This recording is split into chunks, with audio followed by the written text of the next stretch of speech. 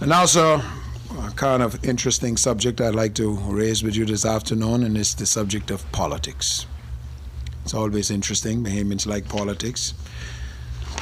It is suggested that you are making the rounds of the talk shows. Now you're on Jeffrey, you're on Issues of the Day, you're on... I should have denied your request. No, well, if there's any talk show you would come to, it's mine. I appreciate that and so on. Has the campaigning for the 2012 general elections begun by the Free National Movement? First of all, Mr.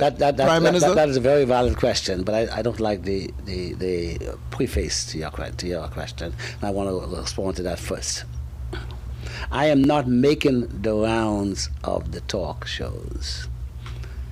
Love 97 determined, without any consultation with myself, that it was going to broadcast live from the Free National Movement headquarters, and wanted members of the Free National Movement to come to be on their show. Sure.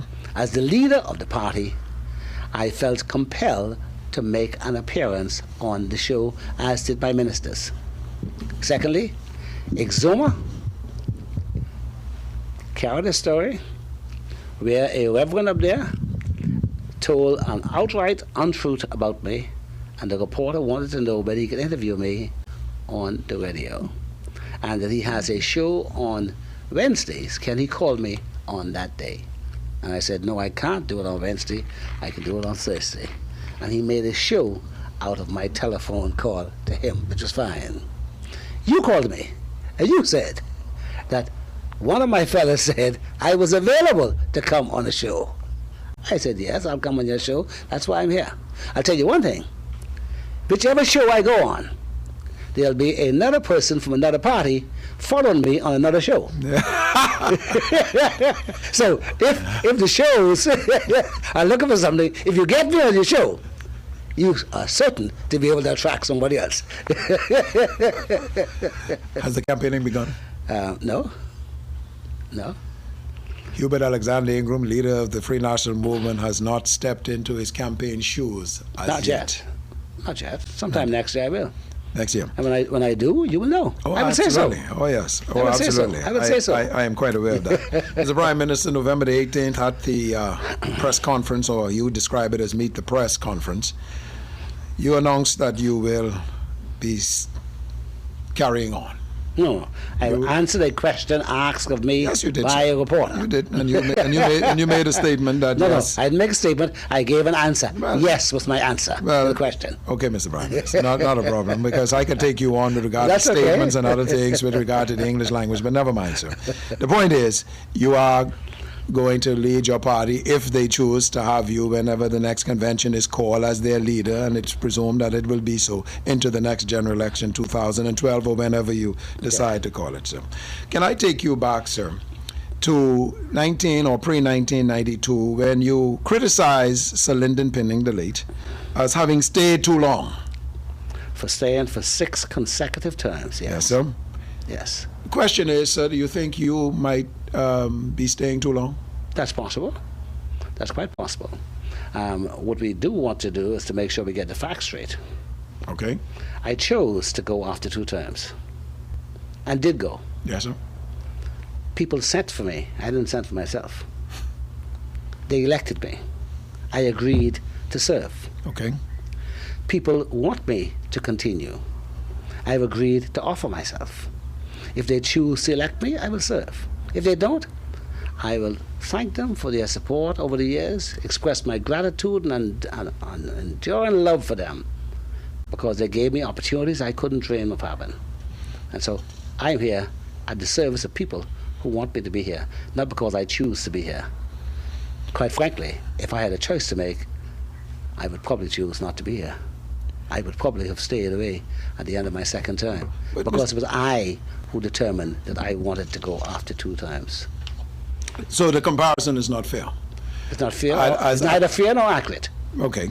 As to suggest that you are staying on as if this is a choice, this is an ambition, an egotistical trip of yours to seek to be the leader of this country, the leader of your party. And my party has only got a hint to me that they'd like somebody else to lead them. You don't have to speak to me loudly. Just a hint. just a hint to me, I would pick my Georgie bundle up and go to Croton Avenue where I live and take my boat and go fishing from time to time and spend some time at my house in Cooperstown, Abaco. I will fight no one for this job. You have not received a slight hint. For my party? Listen to me, sir. You haven't received a slight hint.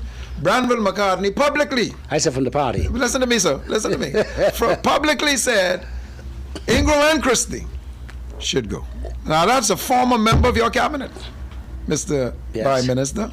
He is I presume to this minute, sitting member of your... One swallow does not a summer make. And so your party, you're satisfied as a collective agent.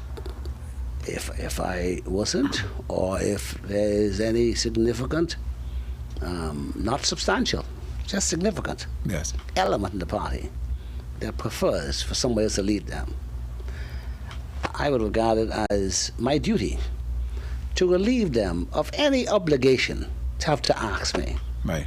I will volunteer to depart in peace. What commitment have you made to yourself privately? And it may not have to be announced on this show today, but I wish you would. If it's a private commitment, why would I answer you? No, but I want you to answer me. I want you to answer me because you may now be ready to make it public, and that is this: to succession in your party, to form and shape and prepare any number of young men or women to become the leader of the Free National Movement, and if the people of this country so decide, the leader of the country. One of the things I sought to do is I have a cabinet that's larger than it need be. I've said over and over, I made it larger to expose more younger people to the opportunity and inner workings of government. I continue to seek to attract new and additional persons. That's why I went to get Dr. Dwayne Sands to run up in Elizabeth, and will seek to have some additional young people and other persons in the society run on my party's ticket in the next general election, so that the public can have choices to make as to who they would like to be the leader of the Free National Movement and hopefully Prime Minister of the Bahamas. Because no, I do not see myself as, and unlike others, including the good gentleman Sir Lyndon Pinlan, who employed me and then fired me as a minister. I don't feel threatened by anyone. I don't have any difficulty with those who have different points of view. If they think I should go, that's fine. They get no retribution from me, no condemnation, and go for it.